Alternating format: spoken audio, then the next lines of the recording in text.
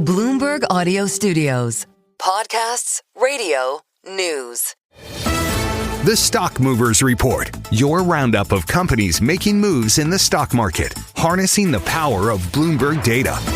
I'm Tim Stanovic, along with Carol Masser. Let's take a look at some stocks on the move this week. We're joined by Bloomberg News equities reporter Avalon Purnell. Save us, please, Avalon. She's like, these two are crazy. It's hard to talk about stocks of the week without starting with Nvidia, ticker NVDA. I almost forgot that this was a big week for Nvidia. Like, it's just been so crazy, but go ahead. I mean, there's definitely plenty going on, right? And they're quite responsible in terms of why the broader market today was slightly down, since Nvidia closed down this week 6.7%. That's the stock's biggest weekly drop since November, which, if you remember, is also when they gave their third quarter earnings. And it's a fairly similar story of, despite a beat and raise, investors still have a ton of question marks about how much longer can this go.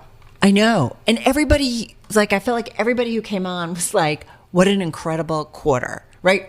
Robert Schiffman from our Bloomberg intelligence team. He's like, this is a record-setting beat and raise. Yeah, like for any company. On Wall Street. Yeah, in terms of an earnings report. So, and he follows the credit. So he looks at the debt market, but he's been looking at this AI spend.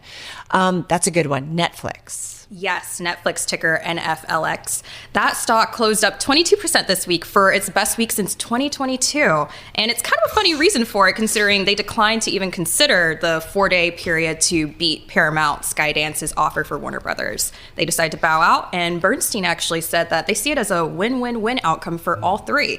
They mentioned how potentially this is actually a really great opportunity for Netflix to look elsewhere to fix their engagement issues, and Benchmark agreed as well. They said that Netflix was willing to spend, and potentially they're going to be able to spend elsewhere. So Stock up we'll see. 22% this week. And you walk away with a $2.8 billion breakup fee. Thank you very much. Wouldn't it be nice to have a breakup fee in life? Well, so Listen, call that a prenup. Things aren't working out. Things aren't working out. For a man or a woman, Here's prenup. $2.8 billion. It can happen. But look at, I just love looking at the investor reaction to this, because the stock has been under pressure since Netflix said we're going to go for this. I know. In the fall.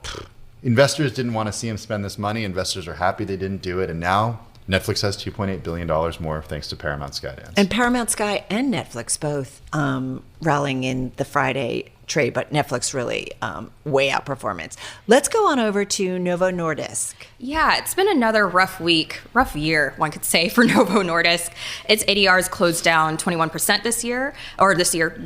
this week. And that's actually its steepest weekly slump since August, which I actually think, more importantly, it's actually erased all of its gains from the last Wegovy-fueled jump.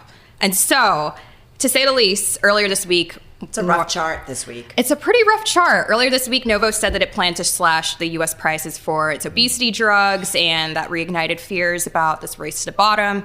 And yeah, investors aren't really happy, to say the least. They've fallen quite a bit from their peak in 2024.